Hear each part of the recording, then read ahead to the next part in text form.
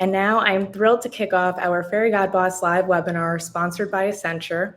Together, we are celebrating Juneteenth, a time to reflect, embrace, and evolve.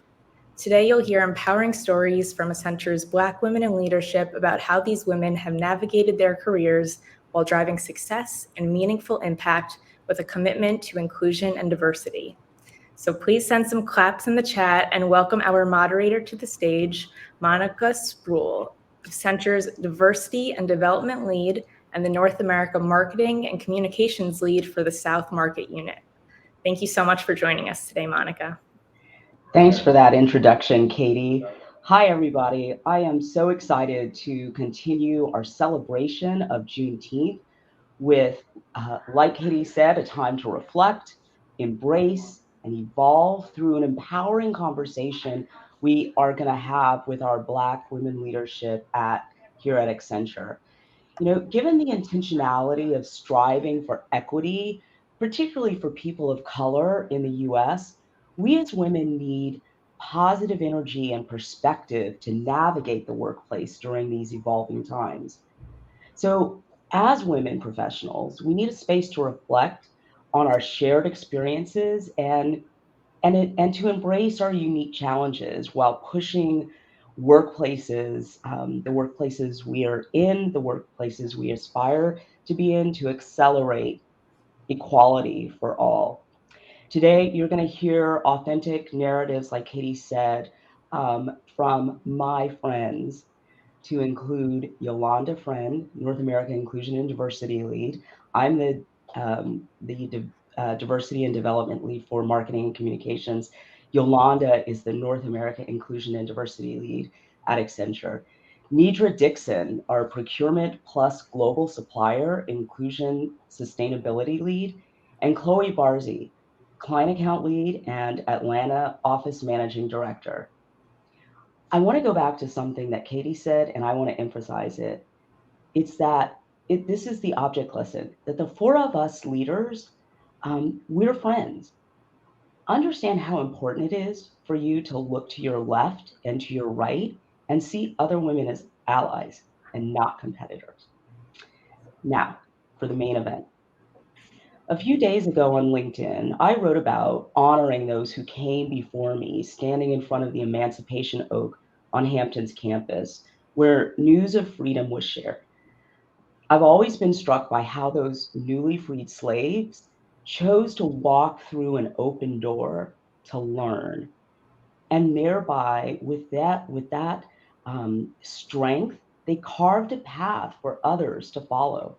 That bravery was emulated across the country, and our foremothers and forefathers began to forge a future for each of us.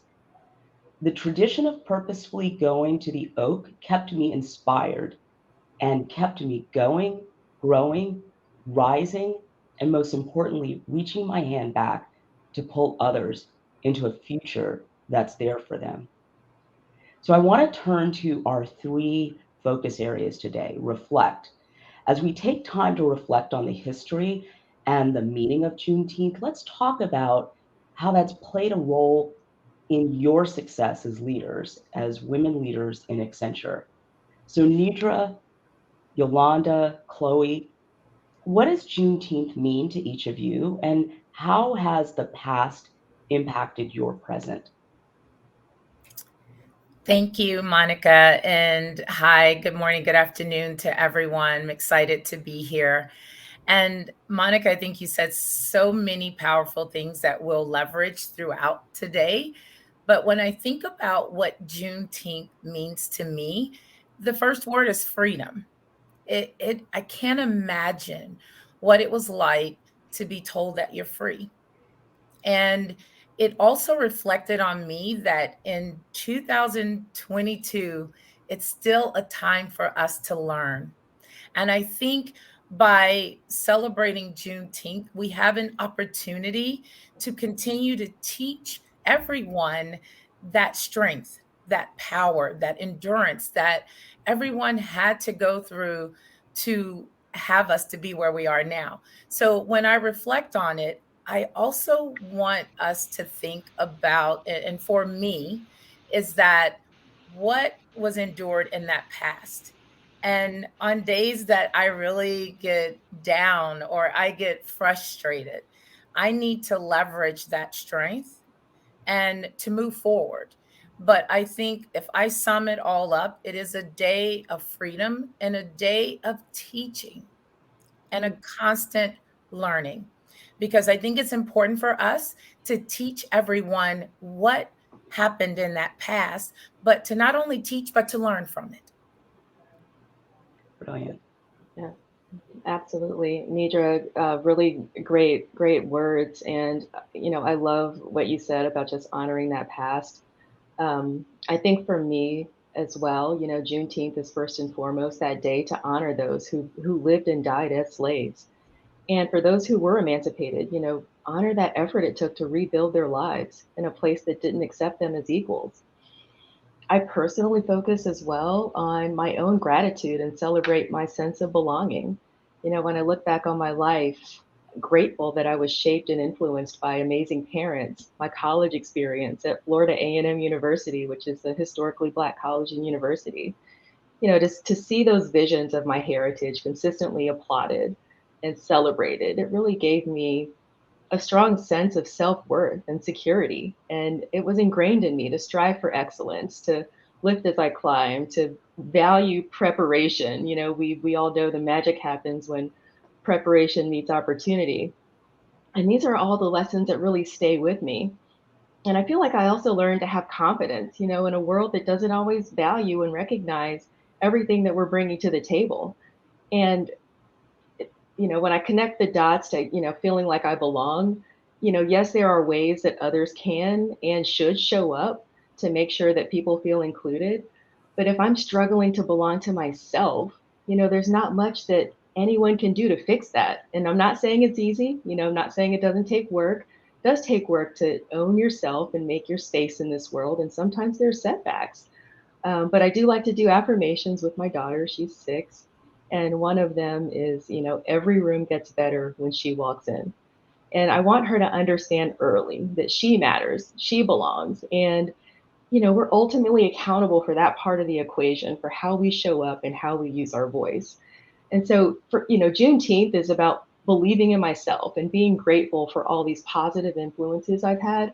And in my professional life, as a managing director here at Accenture, leading inclusion and diversity for North America, I want people to know Accenture is that place where we do focus on these feelings of belonging, creating that inclusive culture, making sure diversity has a seat at the table. So, so many things race through my mind when I think about Juneteenth, and I do think it's a celebration of belonging. Wow. That's Yolanda, Yolanda, I would agree with you. I'd say for me, it's a chance to lift up the voices of our ancestors whose faith and resilience paved the way for us to enjoy the freedoms that many of us take for granted. So for me, it was important to make sure that not only did I celebrate Black excellence, but I also celebrated in ways that I could show my daughter as well what that looks like. So on Friday, I went to an event celebrating Black excellence where, and I will give a shout out to JP Morgan for that, but there was a great celebration of Black excellence, entrepreneurs, people that are supporting leaders in the community. But then on Saturday, I went to a march with my daughter, and we marched 2.5 miles to celebrate that 2.5 miles, or that period of 2.5 years that people didn't know. Our people didn't even know that they were free. And so for us, it's a day of reflection. It's a day to think about what else do we need to do to make a difference and an impact. We've come a long way. We've got a long way to go. So there's a lot more that we can all be doing. And for me, it's a chance to not only do more in the community, but encourage others to do more as well. And it's also a day of celebration. So on that Sunday, Father's Day, we also had fireworks. And I was one of the few people in my neighborhood that had fireworks, but it's a day of celebration. As we reflect on the resilience and the faith as we go forward, it's time for us to go forward together as a community in support of each other. Such powerful reflections. I mean, nuggets that I get to take away from each of you. Thank you. So let's move on to embrace. When we think about what it takes to see progress happen, let's discuss some of those key factors that have led to your own progress in your career. What have you had to embrace to see growth in yourself, both professionally and personally? So, Nidra, the first question goes to you. How has inclusion and diversity played a part in your leadership? Wow, I smile really big because of you women on this screen. I To see you and to see you in an office at an event, it puts a smile on my face because I know having that inclusion and diversity and someone that looks like me, someone that I can call on that's going to say, be my cheerleader, but someone that's also going to tell me what I did wrong and what I need to learn from and that growth. So I think inclusion and diversity has played a significant part. And and I want to say also, I was one of the first Black women to be promoted as a managing director in geographic services at Accenture, and I didn't realize the the power that had until I went in the office, and so many other young Black people were smiling and saying congratulations to me. And that made me realize that so many people helped me get to where I am and that I exactly had to do that same. So it's like I really had just it meant so much that I knew right then it wasn't reaching one person, it was reaching multiple people, but that I had to really be there. So inclusion and diversity is so important by not just seeing someone that looks like you. And I know people have always said it's, not being invited to the dance, but I see it even a little further because I realize that I have to make time. We're all so busy, but I think I had to make time to make sure that I share what I went through, that I'm there for them when I'm at that table, that I speak up for others. So that is why inclusion and diversity has played such a significant part, but it never stops because I can say I'm one of the lucky ones. I have a mentor and a sponsor on here with me.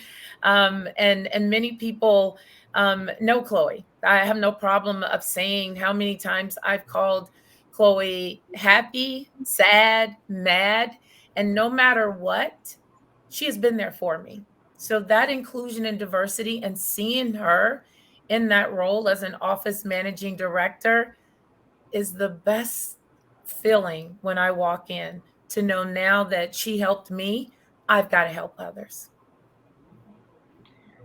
Well, speaking of Chloe, this next one is for you. How do you embrace your mistakes leading people and projects? So first of all, thank you, Nidra. You deserve every recognition that you get because you are amazing. And just like others on this call, I've watched your growth and I continue to be so proud of all that you continue to do. I feel the same about you, Yolanda, you, Monica. In terms of embracing my mistakes, I always, I mistakes are a chance to learn. And so I always use that opportunity to learn from my mistakes and then hopefully share with others those mistakes that I made because hopefully someone else can learn from my mistakes and they don't have to make those same mistakes again themselves. So it's a chance to not only learn myself, but it's a chance to grow and hopefully help others grow as well. Smart. So Yolanda first, and then Nidra. Would love to hear from both of you. What does embracing work-life balance as a leader of a global organization mean while prioritizing self-care and happiness?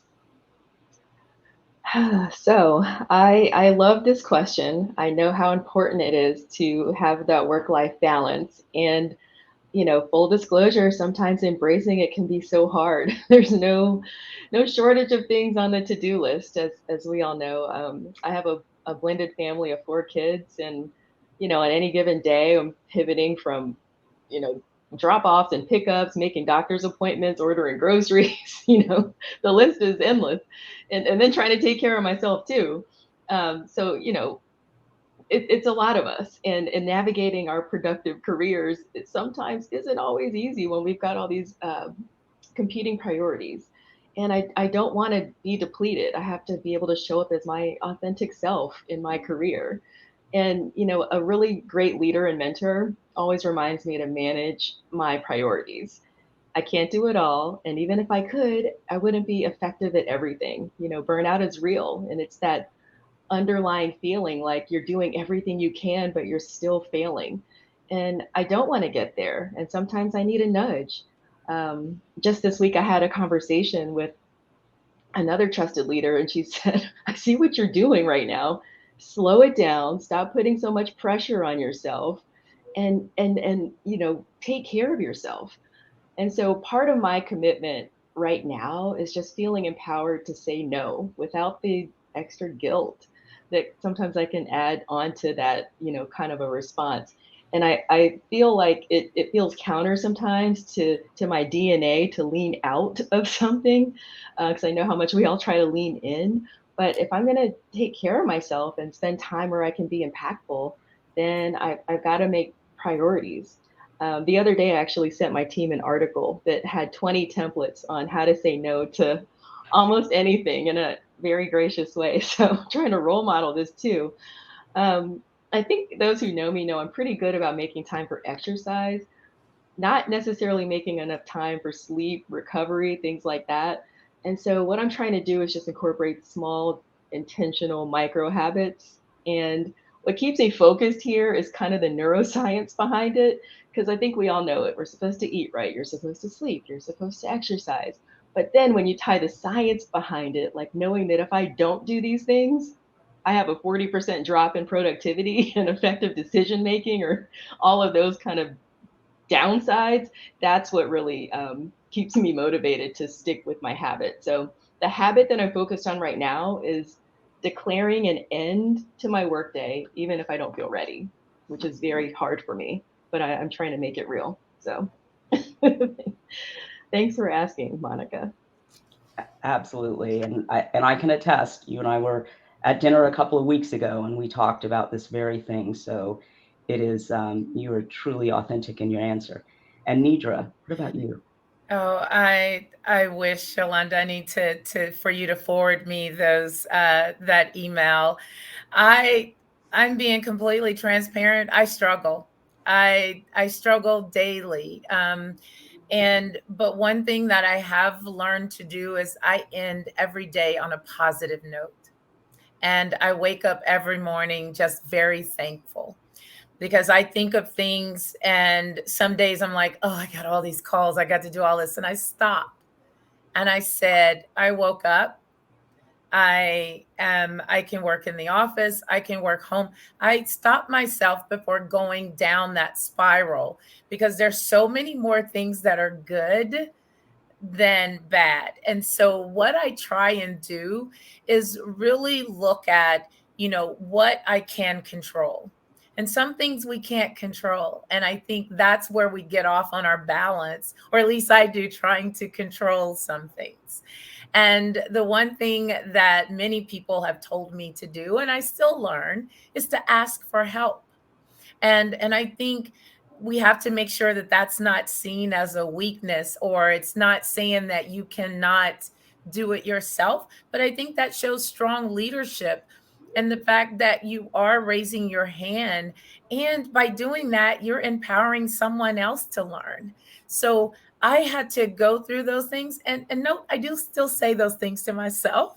But it is really trying to make sure that it's okay to take 5 minutes and have that coffee, and 5 minutes to just take a step back, take your eyes away from that screen sometimes. And we've all just been so glued to it, if not on our computer and laptops, we're on our mobile phones.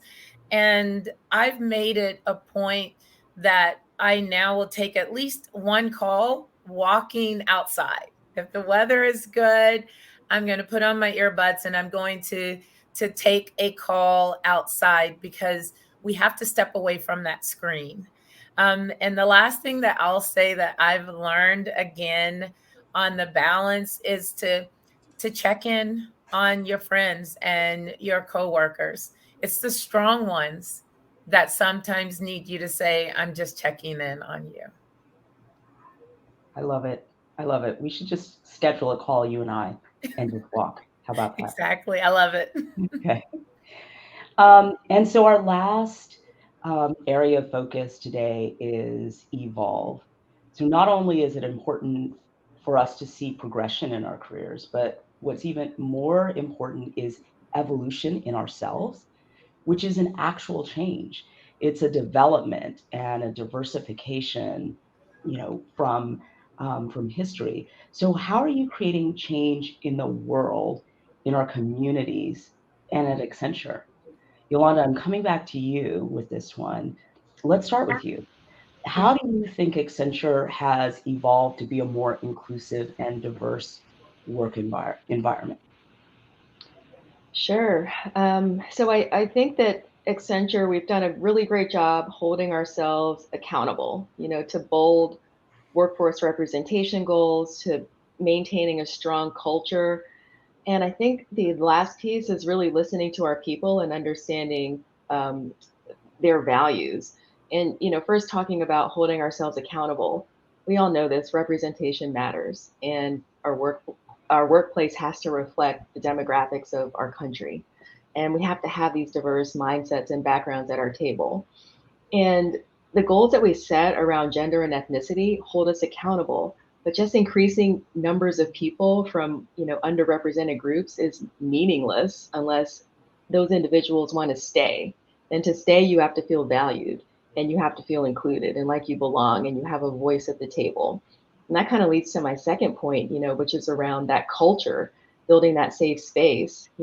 We have to continue to listen to our people, and not only just listening, demonstrating that actions are taken after we hear what the feedback is. And we want our people to feel safe, expressing themselves. And sometimes that means we get uncomfortable and share some vulnerability and create that connection. I think one of the best ways to create safe space is, of course, to get to know someone. That's how you start to, we unconsciously categorize information. And the best way to deconstruct that is to have it be replaced with real, actual narratives from people that you know and understand their lived experience. So I think it's also having that set of core values to say, you know what, I have this respect for this individual, respect enough to get to know them more and understand where they're coming from. And we have to speak up. When we see behavior that doesn't reflect who we are, you got to say something. And then when I think about, meeting people where they are and understanding what they're aligned to, people are really making an effort to align to companies that speak to personal values, speak to purpose. And I talked about this yesterday. I was reading through the Edelman Trust Barometer. It's basically a survey, an annual global survey that talks about the level of trust in business and government, in media, and other institutions. And again, business is the most trusted institution in the world. And people expect companies to honor that trust, uphold the principles of inclusion and diversity, fight inequality. And so I think it's just going to continue to be important to align this intent that we have with our impact and honor that trusted relationship we have with our people, with our clients, and in our communities. So, a lot of things are happening for sure at Accenture, and the impact that we'll continue to make. So Every time I hear you talking about this, I love to hear you talk. I mean, you could go on and on, Yolanda. Thank you. What advice would you give to someone that has a desire to evolve their career if they're not fulfilled in their current role? Be careful what you ask for. It's, I think to touch on some of the points that Yolanda just said is you've got to talk to someone. And to really let people know exactly what it is that you want to do. People aren't mind readers. But understanding that if you're asking for something and you're clear on what you want, there are some people that will go out of their way to make sure that happens. And when that happens, you have to be ready. And I think that's the key. And I have the prime example. I I was leading our North America sourcing and just, saying what I thought as always, and just saying that, wow, we're spending a lot of money, but are we leveraging small businesses? And I started saying, these are some things that we really could find the innovation. And then I was tapped to go and grow that and have a global role. And they say, get a global role. Sleep, what's that?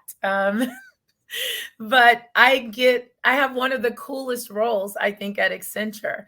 I really get to help small businesses and diverse businesses around the world grow. And as we see the disruption in the supply chain, we're seeing that a lot of these businesses can plug those gaps in the supply chain. And we are putting people to work in underrepresented communities that we wouldn't have thought of in technical roles before. So having this conversation with someone that I thought we could do more in this role, or I would love to understand a little more about this, was able to evolve my career on many levels at Accenture. So don't be afraid to really tell someone, I have an idea or I want to do something differently. But then I also pair that with be ready, because there are people that want to help you. There are people that will say, let's make it happen. And Monica, I did the same thing with you. When we first came in, I'm like, let's start talking. And, it's like, no brainer. Let's do it. And so it's finding that one thing that you want to do. And I think Accenture's done well, being so large that we do have opportunities for everyone to do, or don't be afraid to create something. I've created roles that have evolved into things that I think will shine on my strengths.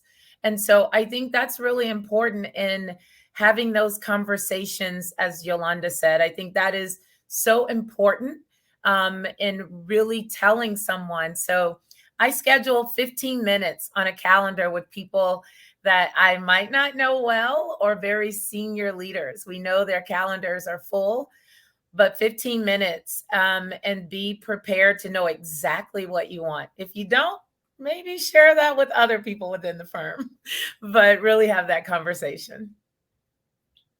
Amazing advice and real global impact. That's great. And Chloe, how would you characterize the key qualities and characteristics that are needed to be an executive leader at Accenture or at any organization? Yolanda touched on this earlier, which is the first thing is really caring for your people and meeting them where they are. Empathy is one of those key traits that modern CEOs are expected to have.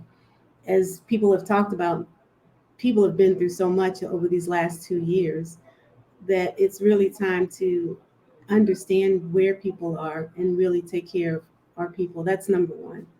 But as I reflect on our Accenture leadership essentials, I think they're important for other companies as well. And I'll just share a few of them with you. One is always do the right thing in every decision and every action. So to me, leaders need to be intentional about what they do and how they show up. Another is we lead with excellence, confidence, and humility. That's a lot. That's a mouthful. But it's really demonstrating by being a learner, a lifelong learner, building great teams, and being naturally collaborative. And so that means really just getting the opportunity to spend time with people, listen to people, have them feel like they belong, but actually know that they belong because their opinions are valuable. For us, it's important to focus on our clients, and we commit to client value creation. That's something we are always focused on. But in addition to that, and I get a chance to do a lot of this in my role as the office managing director, it's really acting as a true partner to each other, and Neidra touched on this, right? Really supporting each other, our clients, our ecosystem, and very important, our communities, the communities that we live in. And so that's something that's so important for us, is really to be impactful in our communities. And then I'll just talk about our unwavering commitment to inclusion and diversity. I mean, you've heard it said here a few times, we at Accenture aspire to be the most diverse firm on the planet. We were recognized as #1 in 2022 by Diversity Inc. But it's not really about the name recognition. It's about really having people really feel like they belong. And Yolanda touched on this, but it's so important to us because we know that when people are able to be their true authentic self, when people are able to bring what they have and show their strengths, that we become more innovative as a company, and we're able to provide that innovation to our clients and also in our community. Another couple of things are, speaking of innovation, and leaders have to actively innovate, seek new answers, apply new technologies. It's something that's so important to us. We look at that internally as well as externally. We're always looking to partner with startups, with our clients, with academia, with analysts, to learn, to challenge, to grow. Growth is so important. And finally, the courage to change and embrace change. And so we know that, as you know, we look at all of the geopolitical events that are happening, we look at just the impact that, you know, these events are having, not only on the community, on our companies, but on our people. We've got to be agile, meet people where they are, and bring them along on the journey. Well, thank you for that. So we have gone through reflect, embrace, and evolve, and it's been a great discussion. I've taken away some nuggets. But with the minutes that we have remaining, I'd like us to dial it up a bit with what we're calling the lightning round of Q&A. So for those in the audience, feel free to share your questions with us in the chat.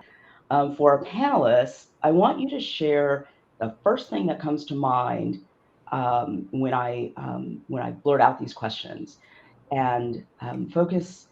You know, you've already been inspiring, but double down on being inspiring, snackable, and giving our audience some takeaways. So, what's in your brag bag? Who wants to go? I'll go. That's a hard one. Actually, I just got some good news today. One of our small businesses, Volt Energy, Gilbert Campbell, a graduate of Howard University, just got a big contract, and the CEO just mentioned it in their newsletter. It's public information, so I can say it. Having the CEO of Microsoft talk about how he is helping with the renewable energy and underrepresented communities. And he said what he learned in Accenture's DSDP program. It just gave me a whole new meaning to what I do, to see, because he's amazing.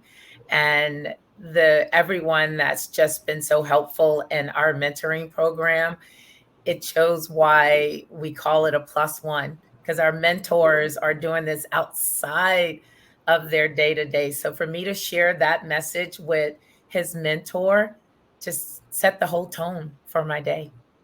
So I'm excited. Wow, that is something to brag about for certain. Any other brag bag tips before I move on? Well, I've got a lot of things to brag about. Okay, go for it. We hosted the Executive Leadership Council C-Suite Academy here in the Atlanta office, and I was so proud. We had over 40 Black executives that are really on their way to the C-Suite, and we got the opportunity and the privilege to spend time with them, in a session, and we had external CEOs come in and talk to us and really help this cohort of individuals get a chance to really think about how to advance to the next place. And that's what we really need to do, is to continue to support each other and advance. And so for me, I was really proud that I was able to host that here in our Atlanta office. And then I've got this one more brag. I found out yesterday that my daughter got invited to the Honor Society. She's 14, and so she's going into her sophomore year at high school. So I'm proud of her as well. Oh, I love that's that. good news. So Yeah, now go ahead. I've been inspired by these ladies I thought of a brag. So I just got back Saturday morning from the American Black Film Festival down in Miami. And what was so impactful was I was there with one of our lead researchers, Dr. Chakaya Robertson, and we hosted a breakfast with a powerhouse room of executives where we presented research that Accenture did in partnership with the World Economic Forum that measures audience perceptions of how we're represented in TV and news and sports and in gaming. And it was so powerful because we were presenting this information to a room full of women who can make a difference and wanted to take this research back to their different leadership teams with, this is the underpinning and substance around why we need to make changes, and sometimes in the way that our narratives are displayed in the media. So very powerful engagement. And I was just so happy to see, Accenture partnering up like that on a research in that topic. So it was amazing. Terrific. Okay, ladies, 3 words to describe great Accenture candidates. Who wants to go first?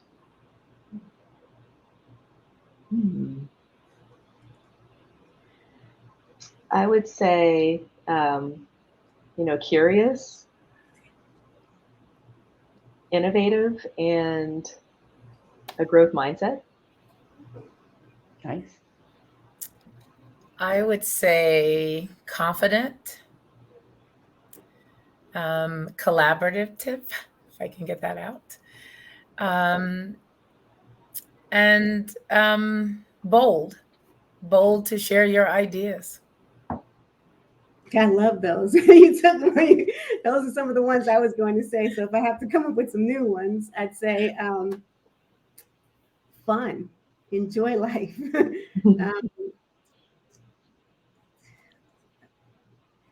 Always willing to be curious, learn.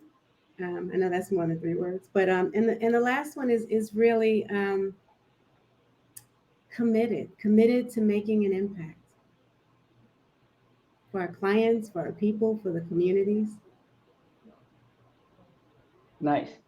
I'll add a couple: resilient and agile, because at Accenture, things change all the time, and you have to be able to move and take advantage of new opportunities.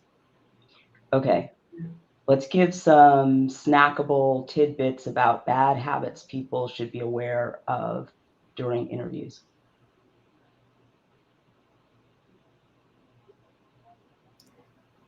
Well, I think Neidra touched on it. One of them is knowing what you want. So when people come in for an interview and they're not clear on who we are or what it is they'd like to do, it makes it harder to find where to place them. So it's important to do your research and have a sense of what you want. You don't have to have all of the answers, but just have a sense of what you want. Good one. I would just, maybe a good habit is making space for conversation and questions. I know that it's easy to want to fill all the space, but making sure that you're kind of giving that pause. Yeah, I would think some people are in interviews and they're not present, especially in the virtual world. They're looking somewhere else and not having that eye contact, to letting them know you're present and you want to be there in that interview. I think is something that everyone should want to do, to make sure you're there, share that eye contact, that you want to be there. Something that's really important to me when I'm interviewing people, I want to hear them tell me about what they can bring to the organization, why they, are top notch, and how they feel that they're going to advance our business. Not just about the job, but what do they bring, and that fire. I think it gets back to a little bit about some of the things that we were talking about before. So we hear this this term, managing up. What does it mean, and what are some tips for really good, the really great ability to manage upward? I'll give one. One is back to something that was said before, but I'm going to reiterate it because it's so important.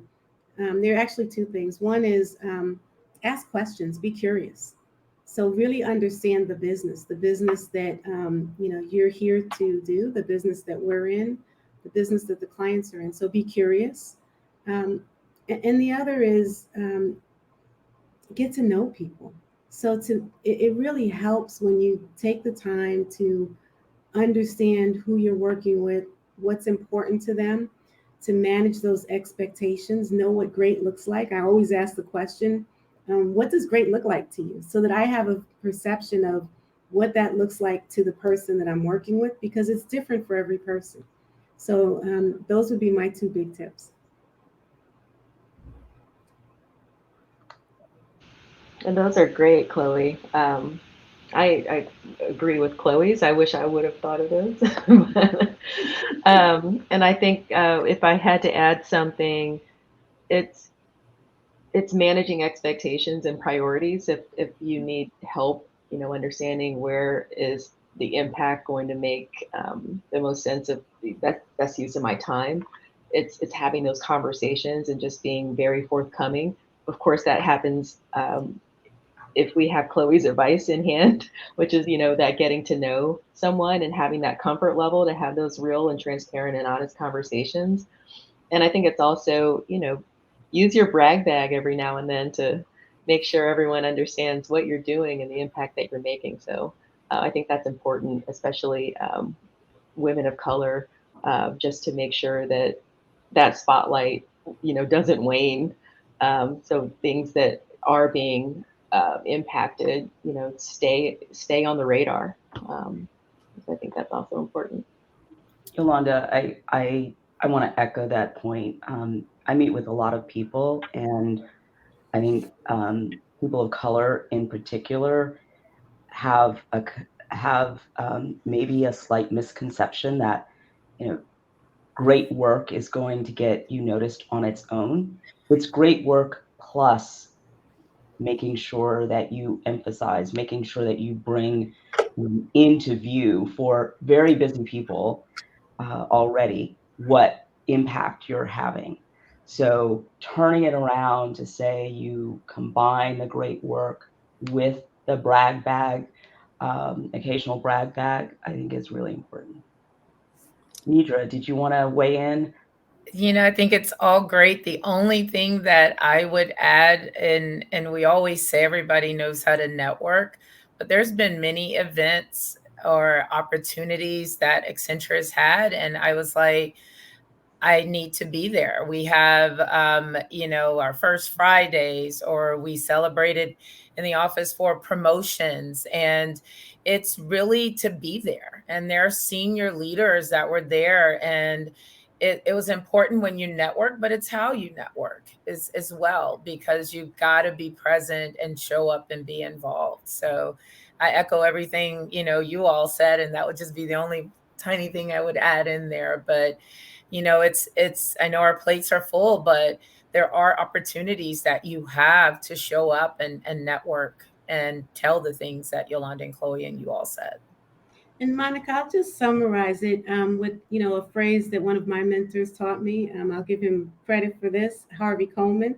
He wrote the book Empowering Yourself. It's about performance, image, and exposure, the PI equation. So P, focus on your performance. But then there's the image. It's how you show up. Are you excited to be here? Do you have a positive attitude? Are you, as Neidra said, are you appropriate for the environment? Are you paying attention? And then the last is she commented on was exposure, which is really building that network, showing up, in places where you can get a chance to meet people, and you'd be surprised every time. I will tell you that I spend a lot of time showing up in the community and at a number of these events, and every time I will tell you, every time I show up, I get more than I give, and it's just been such a blessing. And I'm just so thankful for the opportunity to show up because I continue to learn from others. Yeah, that's incredible. And that goes back to that reflection, some of the things that you were saying, Chloe, about what Juneteenth means to you. I see that thread. So we have a few questions from the audience. I'd love to pivot to asking you all these questions, and whoever feels like the question is like right in their strike zone, give it a give it a whack. So one question is, having done such a great job in establishing diversity and making people feel they belong, can you tell us what's next and what other companies and leaders um, do embrace inclusiveness and equity in the workplace, and what they do, I should say, to embrace inclusiveness and equity in the workplace? Sure, I'm happy to take that one. One of the things that is top of mind for me in this inclusion and diversity space is, I think we've been very clear about the workforce representation goals and very clear about what expectations there are around behavior and how people show up in the workplace. The part that I think uh, requires, just there's an opportunity there is when we talk about that sense of belonging, measuring that, clearly having a yardstick for defining, what does good look like there and how are we accountable for that measurement of the sense of belonging. And so that's what I think about, Monica, you were saying kind of the what's next and leading in that space. I think that's an area of opportunity where we can just continue to grow and uncover how to make that a reality. Nice. Chloe, another audience question that I'm going to toss to you because you were just talking about pie. So this question is, how important is your personal brand and what tips can you offer as a starting point?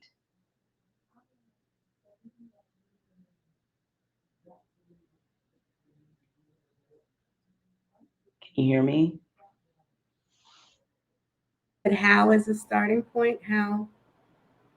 Yeah, so let me read it again. How important is your personal brand and what tips can you offer as a starting point? Personal brand is extremely important because you're the only one that can have your personal brand. So one is the starting point is to show up glad to be there. Nidra talked about this earlier. Show up with gratitude. Show up with confidence and humility. Show up with presence. And that helps your brand. There are a lot of people that will show up and look like they don't want to be in a particular place. That is something that right away impacts their brand. So I think it's showing up with excitement, showing up with willingness to learn, and just being present is a big thing. The other is looking at the people around you. When people say show up as your authentic self, um, look around because you're still in an office environment, so you can have your authentic point of view, but that might mean you still have to put on business attire versus what you might wear any other day that you'd like to show up. So there's kind of norms that you've got to pay attention to even as you're being your authentic self, as you think about your brand and the professionalism you'd like to display. Thank you. And would you, for the audience, just repeat what PI stands for? Performance, image, and exposure. I'd say purchase the book. It's a great book, Empowering Yourself by Harvey Coleman. Um, he's also a great person just to get a chance to get to know. He's a fantastic speaker. So I certainly promote him. He's also based here in Atlanta. Okay. Thanks for that. So here's a here's kind of a challenging one. When do you know when it's time to leave an organization? Who wants to take that? I'll start. I think everyone has that time, where you're thinking, is there time for me to move on? Is there something else out there? And I think we're seeing it now, right, with the war on talent, that I think every top performer is being pulled at, right?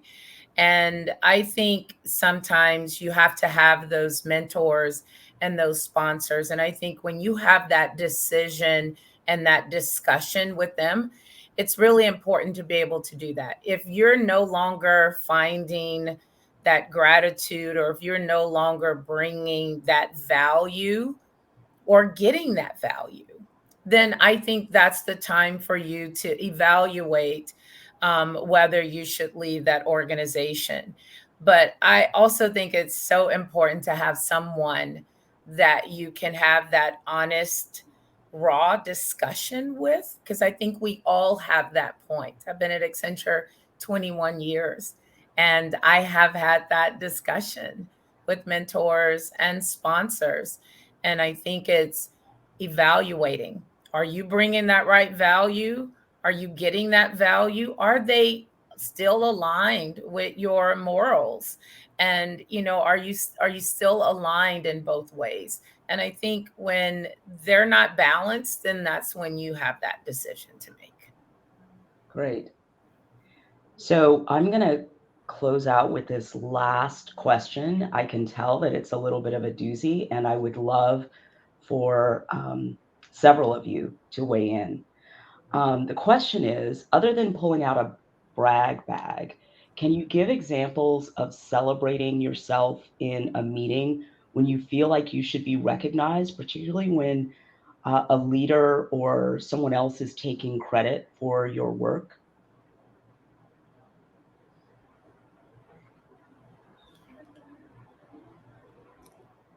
How do you navigate that? I'm sure it applies to, or it's something that all of us have encountered before, right? Yeah, I'll go back to what I would do is just talk about whatever that comment was and say, certainly I agree with that comment, particularly as I said before, this was something that's important.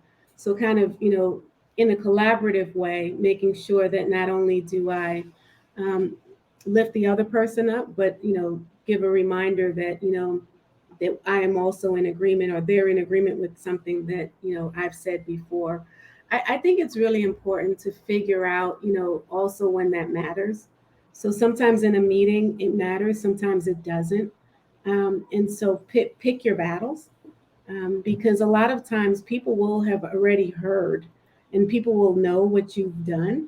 So just because someone is saying that, taking credit in a meeting doesn't mean that that person takes full credit for what you've done, because we work as teams and so we collaborate. So pick your battles, um, support the comment, and reiterate, as as you had said earlier. Thanks for agreeing. Glad you agree with my comment. Glad you agree with my point. Is I another way. really like what you said, Chloe. Another euphemism I use is asking myself, is this the hill I want to die on? Like, if you're going to take the hill, figure out what you're willing to sacrifice. But I agree with you 100%. There are times when you're part of a team, it doesn't matter who's saying it, you act as a team. Good leaders know who's doing what as well. We do. And lastly, I would just say that I choose joy every day. So I choose to assume positive intent. And so I make that choice, and that choice is intentional. And as I do that, it helps me get through a lot of those points that other people might find as difficult points. Yeah. And that's a choice anyone can make. I love that you said that, Chloe, because one of the things that comes to mind, it's not always the easiest path, but having a private moment after that meeting, a direct conversation with that individual, because a lot of times we do have a misunderstanding between someone's intent and then the impact that that had on an individual. And so it's just being honest. It's not accusatory. It's, you know, I will tell you that in that meeting, the impact that I felt like I wasn't recognized for my contribution to that project. And start a dialogue, because it could be that that person really just was oblivious to the interaction in that case, and wasn't their intent, and they will be happy to understand that they did have that impact and now they can rectify. But it's really just kind of having some of those harder conversations with people, I think, sometimes, because you can just achieve a lot of ground if you just say, because it's indisputable, you know, this is how I felt. That is not disputable. So I think that that's also a way to approach it. I don't have much to add except for I always look at the energy in the room. And I always say, is that energy a negative energy that's coming to us by that comment? Then I don't want to bring more negative energy in there. And that's to Chloe's point around choosing joy. But I keep a mental note of everything. And, but then again, I always like to maybe take it back and talk to someone that might have been in that room to make sure that I wasn't reading that incorrectly. Because I always choose that more people want to see other people succeed, although there are others there, and we know that. But I've chosen not to give them my negative energy, or not to even assume their negative energy, but keep mental note of it.